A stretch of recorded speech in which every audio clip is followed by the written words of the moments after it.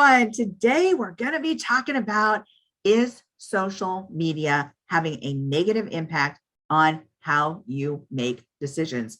Oh my gosh, this is a good topic. Ready for this, Jen? Yep. Let's do this. Okay, so I want to just start off with citing a study. The study was done by the Institute of Public Relations, and they did a study. The topic was the science of influence, how social media affects decision-making in the healthcare, travel, retail, and financial industries. Oh my gosh, I found this so fascinating. And their general findings, let me give you this. Their general findings were, while differences in the level of influence found across industries, social media was deemed influential in making decisions and seeking advice. Social media was identified as being influential by 40% of respondents across generational categories in their decision making related to travel. But for other industries, such as social media, was still influential, but to a lesser degree, with 25% of respondents indicating it was influential in the financial services, 22% in retail, and 21% in healthcare. Wow. Wow, that is quite a bit, right? Yeah, it is. The statistics are shocking in that we realize where our thought patterns are going, what we are allowing to influence us, where we are asking advice from. And the crazy thing is, when you think about it, at the end of the day, some of this is from people you don't even really know. Right. So we ask you again, how is social media influencing your decisions? Is it impacting your self-worth? Is it your ruler of measurement? Or is it resulting in you dismissing your own intuition and ability to make sound decisions? And that's a biggie. Or are you relying on sound bites of social media information for guidance? What are your thoughts, Jen?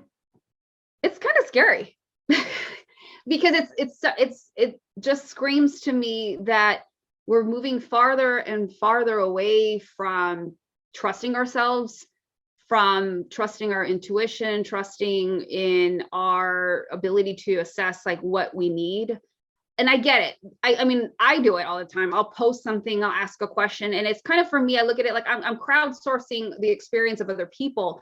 But there's a difference, I think, there's a difference between I'm going to see what other people's experience are, especially like, I love the one you said about 40% travel. Yeah. I'm constantly asking travel questions. Okay, right. Have you been here already? Okay, that's fine. But, there's also the question that we have to look at is, okay, well, if I'm going to put some things out there, and it may not be the travel example, but if I put a particular question out there, am I solid enough in myself and who I am and secure enough in my own decision making that if something doesn't agree or whatnot, do I let it derail me? Do I start asking myself like, oh my gosh, and you know what I'm saying? It's like, does your ability to crowdsource for information start to negatively impact you, where you start having an adverse effect of like, you doubt yourself, you don't trust your judgment, it's now having this effect on you in a negative way. And I think that's where we have to be careful between, well, I'm just trying to get information, but that's fine. But the next part of that is, how are you allowing that information to affect you negatively or positively?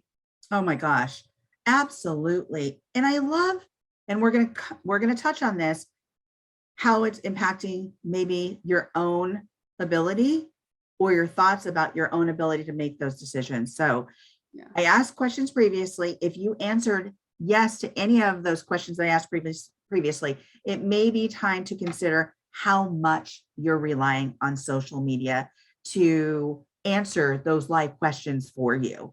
Oh my gosh, right? So how far away you've gotten from your own person, your own intuitions, your own inner knowing to make or answer those live questions, right? So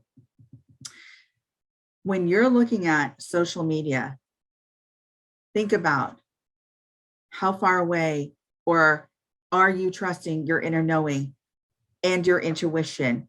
Are you considering yourself to be the primary guide for you? Or are you looking outside of yourself?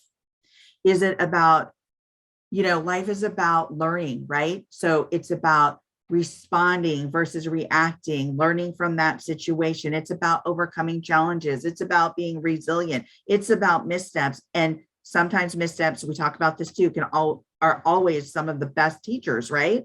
So if you're not learning from these experiences and you're just going solely to, I need my answers from social media, you might want to think or rethink how social media is negatively impacting you. So don't let social media, and this is what I'm going to end on, but don't let social media rob you of your humanism or your ability to think independently of social media.